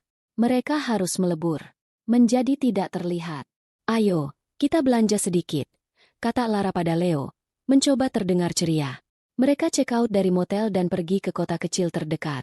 Lara tidak berani masuk ke toko besar yang mungkin memiliki kamera pengawas. Ia menemukan sebuah toko kelontong tua yang menjual segala macam barang. Di sana, ia membeli topi baseball untuk dirinya dan Leo, sepasang kacamata hitam murah, beberapa botol air, dan roti. Di bagian peralatan, ia menemukan sebuah gunting kain yang tajam. Di toilet umum toko yang berbau pesing, ia melakukan hal yang paling drastis. Ia menghadap cermin yang retak dan menatap pantulan dirinya. Lalu, tanpa ragu, ia mulai memotong rambutnya. Potongan-potongan rambut panjangnya yang berwarna coklat jatuh ke lantai yang kotor. Ia memotongnya secara acak dan tidak rata, hingga panjangnya hanya sebahu, terlihat seperti potongan rambut yang gagal dan tidak rapi. Ketika selesai, wanita yang menatapnya dari cermin tampak seperti orang asing yang lelah dan berantakan. Itu sempurna. Selanjutnya, mereka pergi ke sebuah toko pakaian bekas di ujung jalan. Di sanalah mereka menukar identitas lama mereka. Lara membeli sebuah hoodie abu-abu kebesaran, celana jeans pudar, dan sepatu kets usang. Untuk Leo, ia membeli kaos bergambar pahlawan super yang warnanya sudah luntur dan celana kargo. Di ruang ganti yang sempit, mereka berganti pakaian. Saat keluar, mereka tidak lagi terlihat seperti ibu dan anak yang melarikan diri dari rumah mereka yang nyaman. Mereka terlihat seperti dua orang musafir tanpa tujuan, bagian dari ribuan wajah anonim di jalanan. Langkah selanjutnya adalah tujuan. Di sebuah pom bensin saat mengisi tangki mobil, Lara membeli sebuah peta Pulau Jawa yang besar dan kusut. Kembali di dalam mobil, ia membentangkan peta itu di atas dashboard. Garis-garis merah dan biru serta nama-nama kota yang tak terhitung jumlahnya terhampar di hadapannya. Kemana mereka harus pergi? Jakarta? Terlalu ramai. Terlalu mudah terlacak. Bandung? Terlalu dekat. Ia mencoba memikirkan semua tempat yang pernah ia kunjungi. Semua tempat yang mungkin diketahui Baskara. Semuanya terasa tidak aman. Ia memejamkan mata, mencoba menggali ingatan yang paling dalam. Ia butuh sebuah tempat yang tidak ada dalam peta kehidupan Baskara. Sebuah titik buta. Dan kemudian, sebuah ingatan samar muncul. Sebuah kenangan dari masa kecilnya. Saat ia berusia mungkin 6 atau 7 tahun. Ia pernah diajak ibunya mengunjungi rumah seorang bibi jauh, adik dari neneknya, yang tinggal di sebuah desa nelayan kecil di pesisir selatan. Ia hanya ingat sedikit, bau laut yang asin, suara ombak yang menderu, dan sebuah rumah panggung sederhana yang menghadap ke pantai. Nama desanya. Ia harus berusaha keras untuk mengingatnya. Desa Karangwangi. Ia belum pernah ke sana lagi sejak saat itu. Bibinya sudah lama meninggal, dan rumah itu mungkin sudah tidak ada. Ia bahkan tidak pernah menceritakan tentang desa itu kepada Baskara. Itu adalah bagian dari masa lalunya yang begitu jauh hingga nyaris terlupakan. Tidak mungkin Baskara atau orang-orangnya akan berpikir untuk mencari mereka di sana. Itu adalah pertaruhan. Sebuah harapan yang tipis. Tapi itu adalah satu-satunya harapan yang mereka miliki. Jarinya yang gemetar menelusuri garis pantai selatan di peta. Setelah mencari beberapa saat, ia menemukannya. Sebuah titik kecil, hampir tidak terlihat, diapit oleh tanjung dan muara sungai. Karangwangi. Jaraknya ratusan kilometer dari sini. Sebuah perjalanan panjang yang berbahaya. Leo, katanya, menoleh pada putranya. Ibu sudah tahu kemana kita akan pergi. Ke sebuah tempat di dekat laut. Tempat yang sangat jauh. Leo hanya menatapnya, lalu mengalihkan pandangannya ke peta yang terbentang. Ada pantai? Tanyanya pelan. Iya, sayang. Ada pantai, jawab Lara. Seulas senyum tipis terukir di bibirnya untuk pertama kali dalam 24 jam terakhir. Dengan tujuan yang jelas, Lara merasa sedikit lebih tenang. Ia melipat peta itu dan meletakkannya di kursi di sampingnya. Ia menyalakan mesin mobil. Saat mobil mulai bergerak keluar dari pom bensin, ia tidak lagi merasa seperti sedang melarikan diri. Ia merasa seperti sedang melakukan perjalanan. Perjalanan menuju satu-satunya tempat di dunia yang mungkin bisa mereka sebut aman. Ia melirik ke arah Leo, yang sedang menelusuri jalanan di peta dengan jari telunjuknya, seolah sedang memetakan petualangan mereka. Mereka adalah tim. Tim yang terdiri dari seorang ibu yang putus asa namun penuh tekad, dan seorang anak laki-laki yang terpaksa tumbuh terlalu cepat. Mereka hanya punya satu sama lain, sebuah mobil tua, sedikit uang tunai, dan sebuah nama desa di peta yang kusut. Dan untuk saat ini, itu harus cukup. Perjalanan ke selatan adalah sebuah pelarian yang panjang dan sunyi. Mobil melaju di sepanjang jalan raya yang dibelah oleh garis-garis putih putus-putus yang seolah tak berujung, menciptakan ritme yang monoton dan menghipnotis. Di luar jendela, pemandangan perlahan berubah. Gedung-gedung tinggi dan kepadatan kota digantikan oleh hamparan sawah hijau yang luas, desa-desa kecil dengan atap genting berwarna merah, dan barisan pegunungan yang membiru di kejauhan. Udara yang masuk melalui jendela yang sedikit terbuka membawa aroma tanah basah dan dedaunan, bau yang seharusnya menenangkan, tetapi bagi Lara, semuanya terasa asing dan mengancam. Setiap mobil yang melaju di belakang mereka terlalu lama membuat jantungnya berdebar kencang. Setiap pos polisi di pinggir jalan membuatnya mencengkeram setir lebih erat. Leo tertidur di kursi belakang, kepalanya bersandar pada ranselnya, kelelahan setelah ketegangan selama 2 hari terakhir. Melihatnya tertidur, Lara merasakan gelombang cinta yang begitu kuat bercampur dengan rasa bersalah yang menusuk. Ia telah membawa anaknya ke dalam dunia yang penuh bahaya ini. Ia yang seharusnya menjadi pelindung, kini malah menyeret anaknya dalam pelarian. Tetapi kemudian ia teringat wajah pucat Leo di dapur. Dan ia tahu bahwa ini adalah satu-satunya pilihan. Di tengah keheningan perjalanan itu, pikirannya kembali tertuju pada Baskara. Meskipun amarah dan rasa dikhianati telah mengeras di hatinya, masih ada pertanyaan yang mengganggunya. Mengapa? Mengapa Baskara melakukan ini? Apakah ia hanya terjerat utang? Apakah ia hanya seorang pria lemah yang membuat pilihan yang salah? Lara butuh jawaban. Bukan karena ia ingin memaafkannya, tetapi karena ia perlu memahami skala penuh dari bahaya yang mereka hadapi. Seberapa jauh jangkauan orang-orang ini? Seberapa putus asa mereka untuk menemukan Baskara? Dan akibatnya, menemukan mereka? Ia menepi di sebuah warung kecil yang sepi di pinggir jalan dengan alasan untuk membeli minum. Sambil menunggu Leo di mobil, ia mengambil ponsel rahasia itu. Jarinya menari-nari di atas layar yang dingin. Ia sudah melihat galeri dan pesan. Ia perlu mencari lebih dalam. Ia membuka aplikasi pengelola berkas. Sebuah ikon folder berwarna kuning yang tampak biasa saja. Di dalamnya ada folder-folder standar, unduhan, gambar, dokumen. Tetapi ada satu folder yang menarik perhatiannya. Namanya aneh, tidak seperti yang lain. Folder itu diberi nama, Rencana Cadangan. Jantung Lara berdebar. Ia menyentuh folder itu. Sebuah permintaan kata sandi muncul di layar. Tentu saja. Rahasia yang paling dalam selalu dikunci. Lara mencoba menebak. Tanggal lahir Baskara. Gagal. Tanggal lahir Leo. Gagal. Tanggal pernikahan mereka. Gagal. Ia hampir menyerah. Frustrasi. Lalu sebuah ide terlintas di benaknya. Sebuah ide yang terasa pahit. Ia mengetikkan serangkaian angka yang pernah Baskara sebut sebagai kombinasi angka keberuntungannya. Nomor rekening bank pertama yang ia buka saat mereka baru menikah. Klik. Folder itu terbuka. Isi di dalamnya membuat darah Lara serasa surut dari wajahnya. Ini bukan sekadar catatan atau foto. Ini adalah sebuah rencana pelarian yang disusun dengan sangat teliti. Ada beberapa jenis berkas di dalamnya. Yang pertama ia buka adalah sebuah dokumen PDF yang berisi pindaian laporan keuangan. Bukan laporan keuangan perusahaan, melainkan sebuah buku besar pribadi yang sangat rinci. Di sana, Lara melihat aliran dana yang masuk dari rekening-rekening luar negeri dengan nama Sandi. Jumlahnya mencapai miliaran rupiah. Itu pasti uang dari sindikat itu. Tetapi yang membuatnya ngeri adalah kolom di sebelahnya. Kolom pengeluaran. Ia melihat serangkaian transfer keluar dalam jumlah besar, dialihkan ke rekening lain di negara-negara kecil yang terkenal sebagai surga pajak, di bawah nama yang tidak ia kenali, Adrian Santoso. Baskara bukan hanya terlibat utang. Ia bukan hanya seorang kurir atau kaki tangan. Ia telah mencuri. Ia telah menggelapkan uang dalam jumlah yang sangat besar dari orang-orang yang tidak akan mentolerir pengkhianatan. Ia telah membangun bom waktu, dan sekarang bom itu akan meledak dan menghancurkan mereka semua. Tangan Lara gemetar saat ia membuka berkas berikutnya. Sebuah berkas gambar. Itu adalah pindaian sebuah paspor. Foto di paspor itu adalah wajah Baskara, tersenyum tipis ke arah kamera. Tetapi nama yang tertera di bawahnya adalah Adrian Santoso. Suaminya memiliki identitas palsu. Ia telah mempersiapkan ini sejak lama. Dan kemudian, ia menemukan yang paling menghancurkan dari semuanya. Sebuah berkas audio. Namanya sederhana, catatan. Dengan jari yang terasa kaku, Lara menekan tombol putar. Ia menempelkan ponsel itu ke telinganya. Tidak ingin Leo, yang masih tertidur, mendengarnya.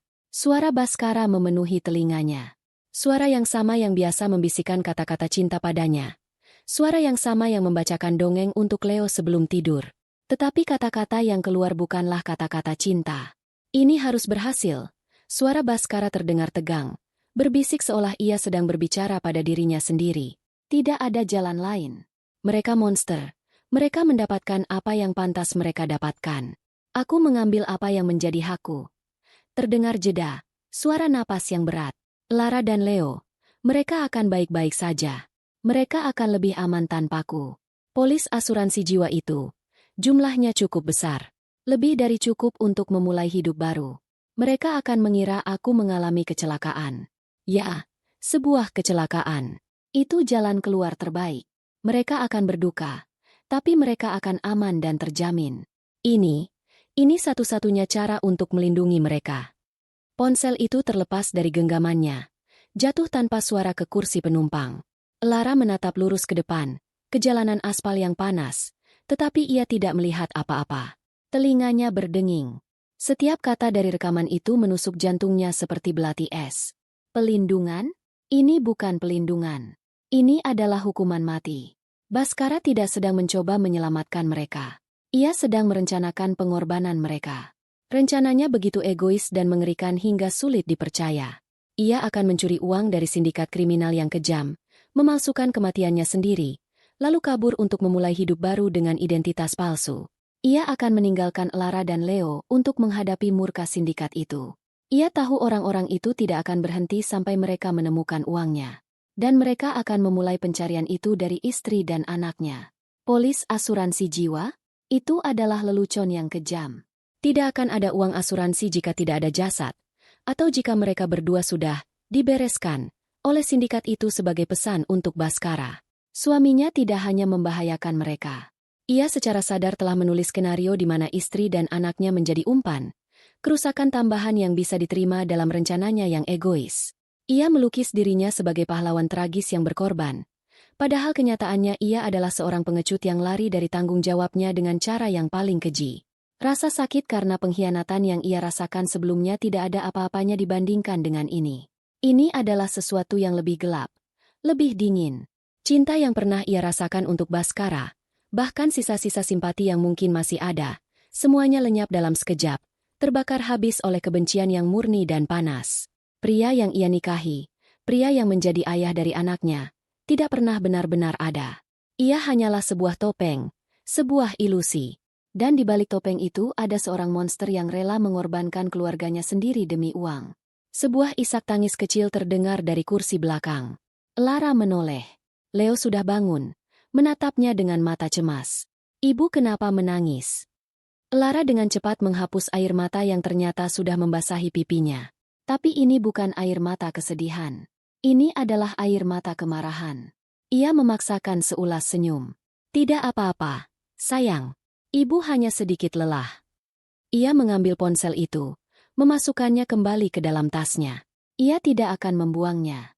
Benda ini adalah satu-satunya bukti dari kejahatan Bhaskara. Ia menyalakan mesin mobil. Derunya terdengar seperti raungan di dalam kepalanya yang sunyi. Saat ia kembali menyetir, cengkeramannya pada setir begitu kuat hingga buku-buku jarinya memutih. Ia tidak lagi merasa seperti korban yang melarikan diri. Ia merasa seperti seorang prajurit yang pergi berperang. Tujuannya bukan lagi hanya untuk bersembunyi. Tujuannya sekarang adalah untuk bertahan hidup, untuk menjaga Leo tetap hidup, dan untuk memastikan bahwa Bhaskara tidak akan pernah bisa menyakiti mereka lagi. Ia akan membawa putranya ke desa Karangwangi, dan di sana, ia akan membangun benteng mereka sendiri, jauh dari jangkauan para monster dan pria yang telah menciptakan mereka. Pemahaman baru tentang tingkat pengkhianatan Bhaskara mengubah segalanya. Lara kini tahu bahwa mereka tidak hanya menghindari penagih utang. Mereka melarikan diri dari sebuah organisasi yang telah ditipu miliaran rupiah oleh salah satu anggotanya. Mereka tidak akan berhenti. Mereka akan mengerahkan semua sumber daya mereka. Dan hal pertama yang akan mereka cari adalah aset yang paling mudah dilacak. Mobil. Mobil itu, yang beberapa jam lalu terasa seperti satu-satunya tempat aman mereka, kini terasa seperti sangkar berjalan yang dicat dengan target besar. Mobil itu terdaftar atas nama Bhaskara. Cepat atau lambat, nomor polisinya akan disebar, dan setiap kamera lalu lintas atau petugas polisi akan menjadi ancaman. Mereka harus meninggalkannya. Mereka harus beralih ke transportasi umum, melebur ke dalam kerumunan massa yang anonim. Keputusan itu terasa menakutkan. Di dalam mobil, setidaknya mereka memiliki kendali. Di bus atau kereta, mereka akan menyerahkan kendali itu kepada orang lain, menjadi penumpang yang rentan. Tapi tidak ada pilihan lain. Setelah mengemudi selama 1 jam lagi, Lara melihat papan penunjuk jalan menuju sebuah kota kabupaten yang cukup besar. Di sana pasti ada terminal bus antar kota. Ini adalah kesempatannya. Ia masuk ke dalam kota, mencari tempat yang aman untuk meninggalkan mobil. Ia tidak meninggalkannya di terminal. Itu terlalu mencurigakan. Sebaliknya, ia menemukannya di sebuah tempat parkir sebuah pusat perbelanjaan yang ramai. Ia memarkirkannya di antara ratusan mobil lain. Sebuah kendaraan biasa yang tidak menarik perhatian. Ia mengambil semua barang mereka, sedikit pakaian bekas, sisa makanan dan air, dan tas berisi ponsel rahasia itu, lalu mengunci mobil untuk terakhir kalinya. Saat mereka berjalan menjauh, Lara tidak menoleh ke belakang. Ia sedang memutus ikatan terakhir dengan kehidupan lamanya. Terminal bus adalah sebuah dunia yang kacau balau. Suara klakson bus yang memekakan telinga, teriakan para calo tiket, pengumuman yang bergema tidak jelas dari pengeras suara, dan dengungan dari ratusan percakapan yang terjadi bersamaan. Udaranya panas dan pengap, berbau asap diesel, keringat, dan makanan yang digoreng. Bagi Lara, yang terbiasa dengan ketenangan lingkungan perumahannya, keramaian ini terasa menyesakan. Tetapi ia tahu, kekacauan ini juga bisa menjadi kamuflase mereka. Di tengah lautan manusia ini, mereka hanyalah 2 tetes air lagi. Dengan topi baseball yang ditarik rendah menutupi wajahnya dan kacamata hitam yang bertengger di hidungnya, Lara menggandeng tangan Leo erat-erat dan berjalan menuju loket tiket. Ia memilih bus ekonomi tujuan kota kecil lain di jalur selatan, bukan tujuan akhir mereka, untuk lebih mengaburkan jejak. Ia membayar dengan uang tunai, berbicara sesedikit mungkin, dan menerima 2 lembar tiket kertas yang tipis. Bus mereka baru akan berangkat 1 jam lagi. Mereka harus menunggu. Dan menunggu adalah hal yang paling sulit. Mereka menemukan tempat duduk di bangku panjang dari besi yang dingin di ruang tunggu yang padat. Lara mendudukkan Leo di sampingnya, meletakkan ransel di antara mereka. Ia mencoba untuk terlihat santai, seperti ibu dan anak lain yang sedang bepergian. Ia membelikan Leo sebotol teh manis dan sebungkus keripik singkong dari pedagang asongan, menyuruhnya makan perlahan. Tetapi di dalam dirinya, setiap sarafnya menegang. Matanya terus bergerak, memindai kerumunan, menganalisis setiap wajah, mencari tanda-tanda bahaya. Setiap pria berbadan tegap yang berjalan sendirian membuat perutnya melilit. Setiap orang yang menatap ke arah mereka sedikit lebih lama dari biasanya membuat jantungnya berdetak lebih cepat. Ia tahu ia mungkin paranoid, tetapi ia tidak bisa mengambil risiko. Baskara pasti sudah memberikan deskripsi mereka. Istri dengan rambut panjang, dan seorang anak laki-laki. Potongan rambutnya yang acak-acakan dan pakaian bekas mereka adalah satu-satunya penyamaran yang ia miliki. Ia sedang mengamati seorang ibu yang berusaha menenangkan bayinya yang menangis ketika matanya menangkap sosok seorang pria. Pria itu berdiri di dekat salah satu pilar besar, tidak jauh dari loket tiket. Ia tidak seperti calon penumpang lain. Ia tidak membawa tas. Ia tidak terlihat terburu-buru. Ia hanya berdiri di sana dengan postur yang tenang dan waspada, seolah sedang bekerja. Ia mengenakan kemeja batik lengan pendek yang biasa saja dan celana panjang gelap, tetapi ada sesuatu dari caranya berdiri, dari caranya memindai kerumunan, yang membuatnya berbeda. Tatapan matanya tajam, bergerak dari satu wajah ke wajah lain dengan metodis. Tatapan seorang pemburu. Jantung Lara serasa jatuh ke perutnya. Pria itu tidak ada di foto-foto ponsel Baskara. Tapi Lara punya firasat yang sangat buruk. Firasat yang sama yang membuatnya percaya pada Leo di dapur. Leo, bisiknya. Suaranya nyaris tak terdengar di tengah kebisingan terminal. Minum tehmu. Dan lihat ibu saja. Jangan lihat kemana-mana lagi, oke? Leo, yang merasakan ketegangan dalam suara ibunya, langsung mengangguk dan menunduk menatap botol tehnya. Lara memalingkan wajahnya perlahan, menggunakan Leo sebagai tameng, berharap topi dan kacamata hitamnya cukup untuk menyembunyikan wajahnya. Ia tidak berani melihat langsung ke arah pria itu lagi. Ia hanya bisa merasakan kehadirannya, seperti hawa dingin di tengah hari yang panas. Apakah pria itu mencari mereka? Atau ia hanya paranoid? Ketidakpastian itu lebih menyiksa daripada kepastian. Pengeras suara berbunyi, mengumumkan bahwa bus tujuan mereka sudah siap untuk berangkat di jalur 5. Inilah saatnya. Saat yang paling berbahaya. Mereka harus bangkit dan berjalan melintasi ruang tunggu yang terbuka untuk sampai ke peron. Mereka akan terekspos. Oke, sayang. Bus kita sudah datang. Pegang tangan ibu erat-erat dan jangan dilepaskan, katanya. Suaranya berusaha terdengar tenang.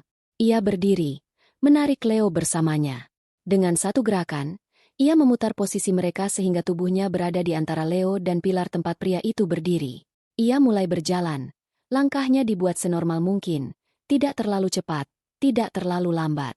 Setiap langkah terasa berat, seolah ia berjalan di dalam air. Ia bisa merasakan ratusan mata di sekelilingnya. Dan ia yakin salah satunya adalah mata pria itu, yang kini sedang mengawasinya. Ia tidak berani menoleh. Ia hanya terus berjalan. Matanya tertuju pada pintu keluar menuju peron. 50 meter. 40 meter. 30. Setiap meter terasa seperti 1 kilometer. Akhirnya, mereka sampai di pintu peron dan melangkah keluar ke udara yang lebih panas dan berbau asap. Bus mereka ada di sana. Sebuah bus tua berwarna biru dengan pintu yang terbuka. Beberapa penumpang lain sudah mengantre untuk naik. Saat mereka mengantre, Lara memberanikan diri untuk melirik sekilas ke belakang, ke arah ruang tunggu. Pria itu tidak lagi berada di dekat pilar. Ia tidak terlihat dimanapun. Apakah ia sudah pergi? Atau apakah ia sedang bergerak? Mendekat? Tiket. Bu. Kondektur bus menyadarkannya dari lamunannya. Lara menyerahkan tiket mereka dengan tangan yang sedikit gemetar. Mereka menaiki tangga bus yang curam dan berjalan menyusuri lorong sempit, mencari tempat duduk. Bus itu penuh sesak dan panas. Ia menemukan 2 kursi kosong di dekat bagian belakang, di samping jendela yang kacanya sedikit buram. Ia menyuruh Leo duduk di dekat jendela, sementara ia duduk di kursi lorong, sekali lagi menjadikan tubuhnya sebagai perisai. Mesin bus menderu hidup, bergetar hebat. Perlahan, bus itu mulai bergerak maju. Lara menahan napas. Ia menempelkan wajahnya ke kaca, mencoba melihat keluar ke peron yang ramai. Dan saat itulah ia melihatnya lagi. Pria itu. Ia berdiri di peron, tidak jauh dari bus mereka, sedang berbicara di telepon. Saat bus mereka melewatinya, mata mereka bertemu selama sepersekian detik.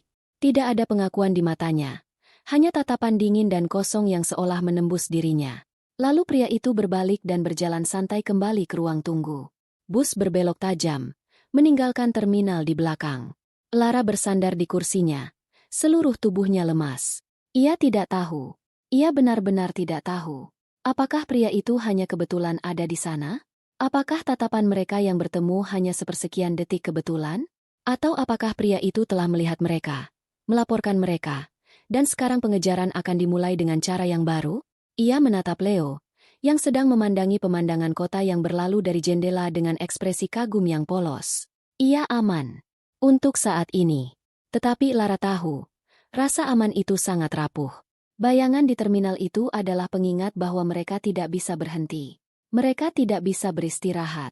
Musuh mereka tidak berwajah, bisa siapa saja, dan bisa berada di mana saja. Bahkan di tengah keramaian sekalipun, mereka sendirian dan terus diburu. Perjalanan bus selama 2 hari 1 malam itu terasa seperti sebuah masa hidup yang lain. Mereka berpindah dari satu bus ke bus berikutnya di terminal-terminal kecil yang berdebu, masing-masing lebih terpencil dari yang sebelumnya. Lara sengaja memilih rute yang paling rumit dan paling lambat, rute yang melewati jalan-jalan pedesaan yang sempit, berhenti di setiap desa untuk menaikkan dan menurunkan penumpang yang membawa ayam di dalam keranjang atau karung-karung hasil bumi. Tujuannya adalah menjadi tidak terlacak, menjadi bagian dari aliran manusia biasa yang bergerak lambat melintasi pulau ini. Bagi Leo, perjalanan itu adalah sebuah petualangan aneh.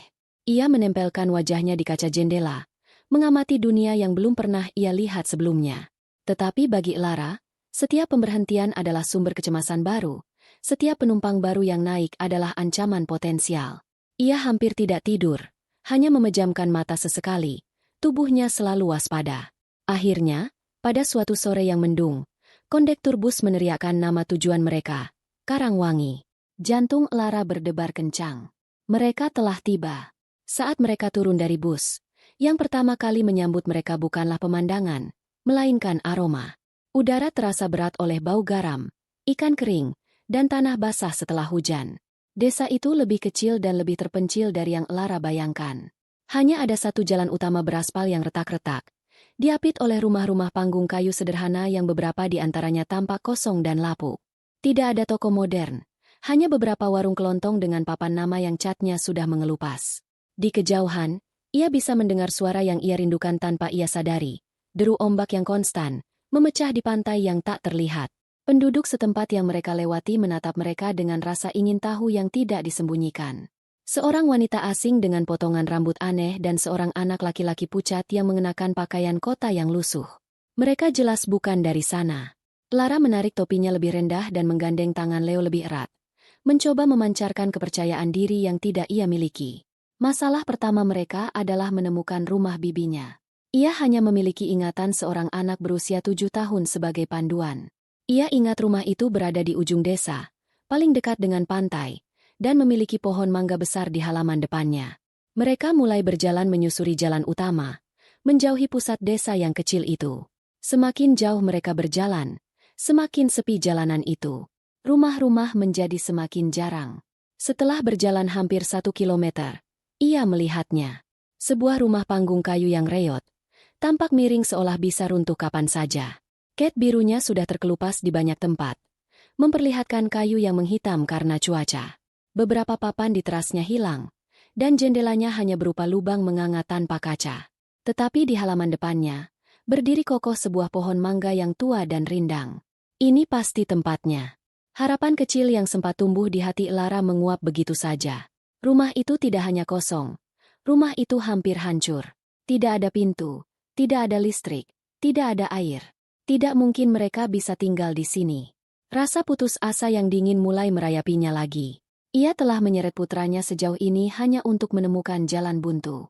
Mereka kehabisan uang. Sisa uang di sakunya hanya cukup untuk membeli makanan untuk 1 atau 2 hari lagi. Mereka tidak punya tempat tujuan lain.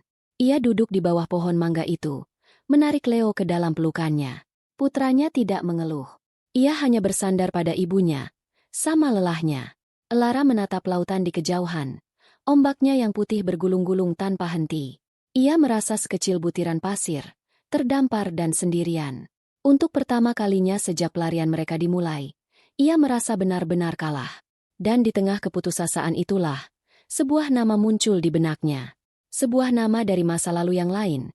Masa lalu yang hubungannya telah ia putuskan demi Baskara. Rian, kakak laki-lakinya. Hubungan mereka merenggang bukan karena pertengkaran besar, melainkan karena ketidaksetujuan yang diam-diam. Rian, yang lebih pragmatis dan sinis, tidak pernah menyukai Baskara sejak awal. Dia terlalu licin, Lara, katanya suatu kali, beberapa bulan sebelum pernikahan mereka. Senyumnya tidak pernah sampai ke matanya. Lara, yang saat itu dibutakan oleh cinta, menganggapnya sebagai kecemburuan seorang kakak. Setelah mereka menikah, Baskara dengan cerdik menciptakan jarak di antara mereka, selalu membuat alasan mengapa mereka tidak bisa mengunjungi Rian, atau mengapa Rian tidak cocok dengan teman-teman bisnis mereka. Perlahan tapi pasti, hubungan saudara itu memudar menjadi sekadar ucapan selamat ulang tahun melalui pesan singkat setahun sekali. Menghubungi Rian adalah sebuah pertaruhan besar. Itu berarti mengakui bahwa kakaknya benar selama ini. Itu berarti menelan harga dirinya. Tetapi harga diri tidak ada artinya jika dibandingkan dengan keselamatan putranya. Rian adalah satu-satunya kesempatan terakhir mereka. Ia tinggal di kota lain yang jaraknya beberapa jam dari sini, bekerja sebagai manajer di sebuah bengkel las. Ia bukan orang kaya, tetapi ia orang yang bisa diandalkan. Masalahnya adalah, Lara tidak punya telepon. Ia harus menemukan telepon umum. Mereka berjalan kembali ke pusat desa. Di salah satu warung kelontong, ia melihat sebuah telepon umum tua yang dipasang di dinding. Ia membeli sebotol air untuk Leo, lalu menggunakan sisa uang receh terakhirnya untuk menelepon. Ia masih hafal nomor kakaknya. Jantungnya berdebar kencang saat ia mendengar nada sambung. Bagaimana jika Rian tidak mau membantunya? Bagaimana jika ia berkata, "Sudah kubilang"? "Halo?" Suara berat dan serak yang familiar menjawab di seberang. "Rian?" bisik Lara. Suaranya tercekat oleh emosi. Terjadi keheningan sejenak. "Lara? Ini benar kamu?" Ada nada kaget dan tidak percaya dalam suara kakaknya. "Iya, ini aku," kata Lara.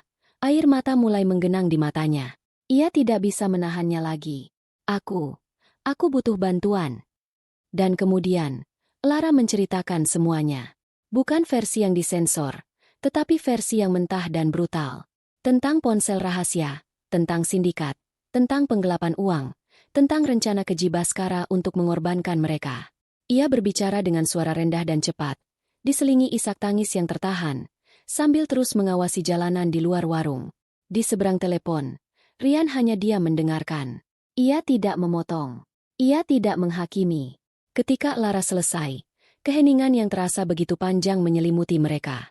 Lara menahan napas, menunggu vonis dari kakaknya. "Di mana kamu sekarang?" Akhirnya Rian bertanya. Suaranya terdengar berbeda. Lebih dalam, lebih serius, dan syarat dengan amarah yang tertahan. Bukan amarah pada Lara, tetapi amarah pada Baskara. "Karangwangi, desa nelayan di selatan," jawab Lara. "Jangan kemana-mana. Cari penginapan paling murah yang bisa kau temukan. Aku akan mentransfer sejumlah uang ke rekening pemilik penginapan itu. Aku tidak mau kau mengambilnya langsung. Terlalu berisiko. Aku akan berangkat sekarang.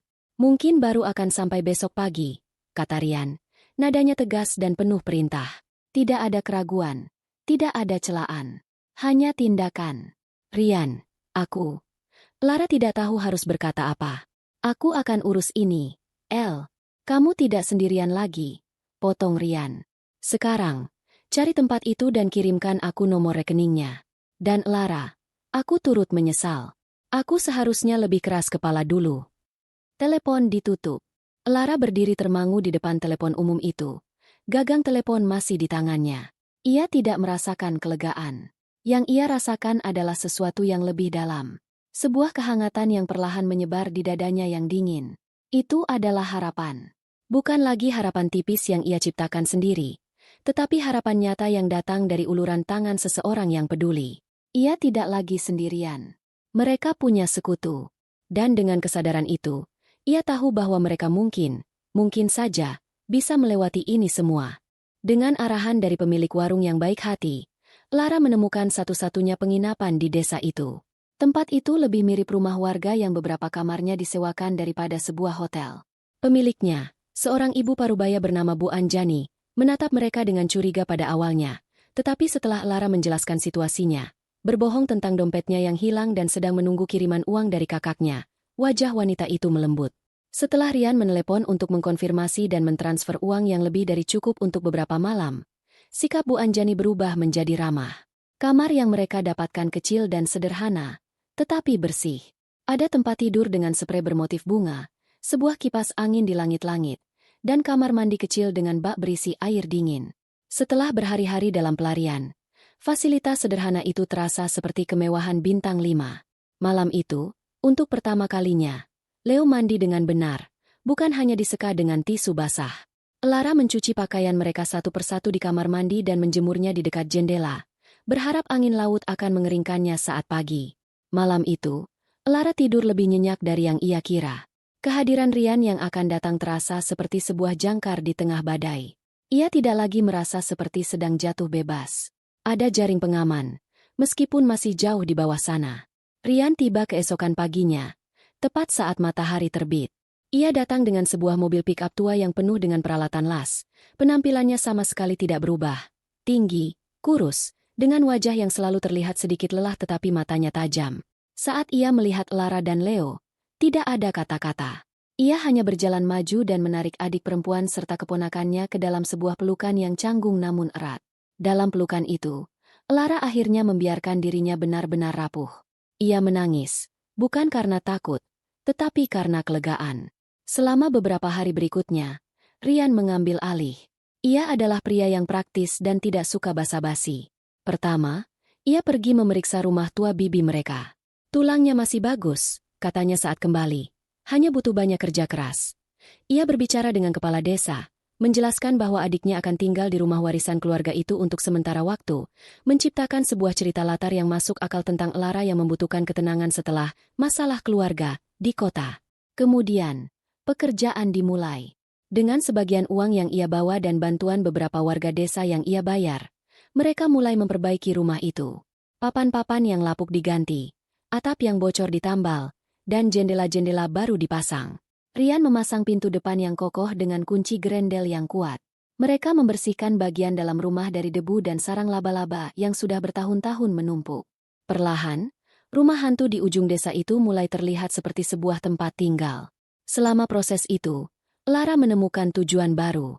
Ia tidak lagi hanya melarikan diri, ia sedang membangun kembali. Ia bekerja dari pagi hingga sore, mengecat dinding, membersihkan lantai, menanam beberapa sayuran di halaman belakang. Pekerjaan fisik itu melelahkan, tetapi juga menyembuhkan. Setiap paku yang ia palu, setiap dinding yang ia ket, terasa seperti sebuah tindakan untuk merebut kembali kendali atas hidupnya. Leo juga mulai menemukan dunianya. Setelah beberapa hari pertama yang malu-malu, ia mulai berteman dengan anak-anak nelayan setempat. Lara melihatnya berlari-larian di pantai, bermain layang-layang, dan belajar cara mencari kerang saat air surut. Warna kulitnya mulai menjadi lebih gelap karena terbakar matahari, dan untuk pertama kalinya dalam waktu yang sangat lama, Lara mendengar putranya tertawa lepas, suara tawanya yang riang terbawa oleh angin laut. Senyum mulai kembali ke wajahnya, meskipun masih ada bayangan kesedihan di matanya saat ia mengira tidak ada yang melihat. Setelah seminggu, Rian harus kembali ke pekerjaannya. Sebelum pergi, ia duduk bersama Lara di teras rumah mereka yang baru, menatap matahari terbenam yang mewarnai langit dengan warna oranye dan ungu. "Aku meninggalkan sebagian besar uangku untukmu," kata Rian pelan.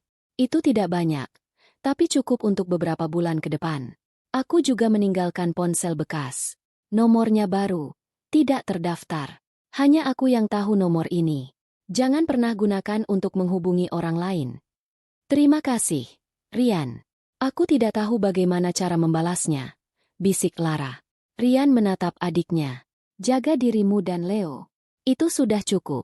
Dan jangan meremehkan orang-orang ini, El. Mereka tidak akan menyerah begitu saja. Tetap waspada." Setelah Rian pergi, keheningan terasa berbeda. Bukan lagi keheningan yang mencekam, melainkan keheningan yang damai. Kehidupan mereka di Karangwangi mulai membentuk ritmenya sendiri. Pagi hari Lara membantu Bu Anjani di warungnya dengan imbalan bahan makanan. Sore hari ia habiskan untuk berkebun atau memperbaiki rumah. Ia belajar untuk hidup dengan sangat sedikit, dan menemukan kebahagiaan dalam hal-hal sederhana. Secangkir kopi panas di pagi hari, senyum Leo saat pulang bermain, Suara ombak yang menjadi musik pengantar tidur mereka. Suatu malam, sekitar sebulan setelah kedatangan mereka, Lara sedang duduk di warung Bu Anjani, membantu melipat kantong belanjaan. Sebuah televisi tua di sudut warung sedang menyiarkan berita malam nasional. Lara biasanya tidak memperhatikan, tetapi sebuah foto di layar membuatnya membeku. Itu adalah foto Baskara. Foto pernikahan mereka. Pembawa berita melaporkan tentang hilangnya seorang pengusaha bernama Baskara Pratama.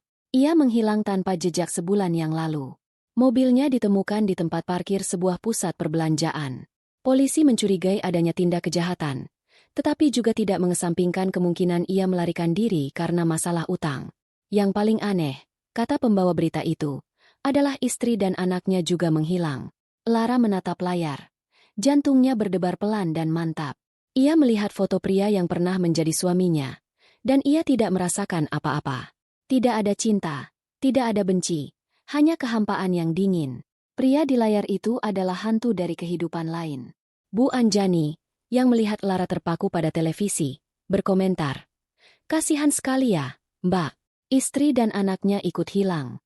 Zaman sekarang memang menakutkan. Lara hanya tersenyum tipis dan mengangguk. Ia mematikan televisi. Ia berjalan pulang di bawah langit yang penuh bintang, dengan suara ombak yang menemaninya. Ia tahu bahaya itu belum sepenuhnya berakhir. Hantu itu masih ada di luar sana, dan bayangannya bisa saja mencapai mereka suatu hari nanti. Masa depan masih merupakan sebuah halaman kosong yang penuh ketidakpastian. Tetapi saat ia membuka pintu rumahnya dan melihat Leo tertidur pulas di tempat tidurnya yang sederhana, dengan jendela yang terbuka membawa masuk angin laut yang sejuk, ia tahu ia telah membuat keputusan yang benar. Ia telah mempercayai anaknya. Ia telah berjuang. Mereka telah menemukan sebuah pelabuhan kecil di tengah badai. Perjalanan mereka masih panjang, dan ia tidak tahu apa yang akan terjadi esok hari. Tapi untuk malam ini, di rumah kecil mereka di tepi dunia, mereka aman. Dan mereka akan menghadapi fajar baru itu bersama-sama.